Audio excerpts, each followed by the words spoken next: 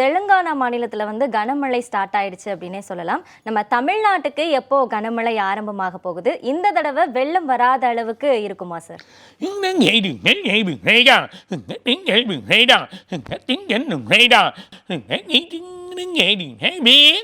இந்த month end கடைசியில் நமக்கு சில மழை இருந்தாலும் 4ஆம் தேதியிலேருந்து 18ஆம் தேதிக்குள்ளே மிகப்பெரிய மழை இருக்குது. 2 புயல் சின்னங்கள் வரும், அதுக்கான வழி இருக்குது. அது இல்லாமல் மக்கள் ரொம்ப கவனமாக இருக்கணும். தென் மாவட்டம் முழுவதும் கடலோர பகுதிகள், அதில் கடல் அலைகள் சில இடத்துல மிக அதிகமாக இருக்கக்கூடிய நிலைமை ஏற்பட்டுரும். அதேமாதிரி நாகர்கோவில், நமக்கு இருக்கக்கூடிய கன்னியாகுமரி, திருச்செந்தூர், இந்த இடத்துலாம் திருச்செந்தூரில் வேறு விதமாக மாறும். அதே நேரத்தில் கன்னியாகுமரியில் நிறைய கடல் அலைகள் வரதுக்கான வாய்ப்பு இருக்குது. ஸோ இல்லைனா சென்னை, இந்த மாதிரி வரதுக்கான வாய்ப்புகள் இருக்குதுன்னா ரொம்ப கேர்ஃபுல்லாக இருங்க.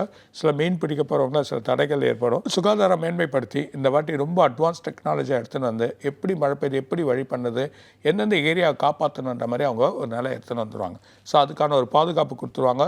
இந்த ஏரியாவுக்கு அதிகமான மாவட்டங்கள் மழை பெய்யும், இங்கே இருக்கவங்க ரொம்ப கேர்ஃபுல்லாக இருங்க அப்படின்னு சொல்லக்கூடிய நிலைமைகள் நமக்கு வந்துடும். அந்த மாதிரி சுச்சுவேஷன் சொல்ல நல்ல மாற்றங்கள். ஆனாலும் 18ஆம் தேதிக்குள்ளே மிகப்பெரிய மழை இருக்குது. அதே போல் எப்பவும் போல் டிசம்பர் மாதம் நீங்கள் கேட்பீங்க, அதுக்கான மழை கண்டிப்பாக இருக்குது. 7ஆம் தேதிக்குள்ளே, டிசம்பர் 7ஆம் தேதிக்குள்ளே ஒரு மழை இருக்குது.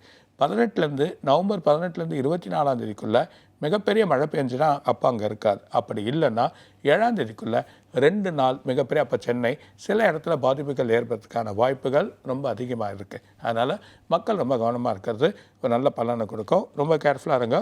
அடுத்த மாதம் இந்த 18ஆம் தேதி வரைக்கும் ரொம்ப கேர்ஃபுல்லாக இருக்கிறது ரொம்ப நல்லது.